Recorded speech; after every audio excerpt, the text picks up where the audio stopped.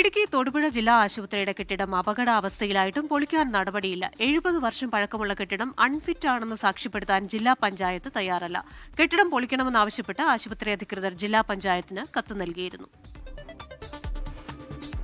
ദിനംപ്രതി ആയിരക്കണക്കിന് ആളുകൾ എത്തുന്ന തൊടുപുഴ ജില്ലാ ആശുപത്രി. അവിടെയാണ് 70 വർഷം പഴക്കമുള്ള ഇടിഞ്ഞു വീഴാറായ കെട്ടിടം. 8 മാസം മുമ്പ് കെട്ടിടം പൊളിക്കണമെന്ന് ജില്ലാ പഞ്ചായത്തിനെ അറിയിച്ചിരുന്നു എന്നാണ് ആശുപത്രി അധികൃതരുടെ വാദം. എന്നാൽ അൺഫിറ്റ് സർട്ടിഫിക്കറ്റ് നൽകാൻ ജില്ലാ പഞ്ചായത്ത് തയ്യാറായില്ല.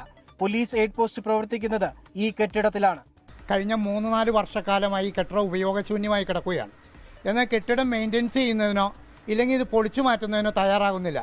ഈ കെട്ടിടം പൊളിച്ചു മാറ്റാത്തതിൻ്റെ പ്രധാന കാരണം ഈ കെട്ടിടം അൺഫിറ്റ് ആണെന്ന് പറഞ്ഞ് ഒരു എഞ്ചിനീയർ സർട്ടിഫിക്കറ്റ് നൽകണം.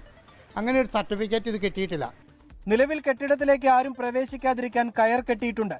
കെട്ടിടത്തിന് സമീപത്താണ് ആശുപത്രിയിലെത്തുന്നവർ ഇരുചക്ര വാഹനങ്ങൾ സൂക്ഷിക്കുന്നത്.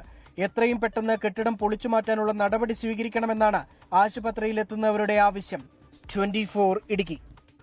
ലോകത്തെവിടെയായാലും ഏത് സമയത്തും 24 വാർത്തകളും ഓഗ്മെന്റഡ് റിയാലിറ്റി പാക്കേജുകളും എക്സ്പ്ലെയിനറുകളും വിശദമായി കാണാൻ ഞങ്ങളുടെ യൂട്യൂബ് ചാനൽ നിങ്ങൾക്ക് സബ്സ്ക്രൈബ് ചെയ്യാം.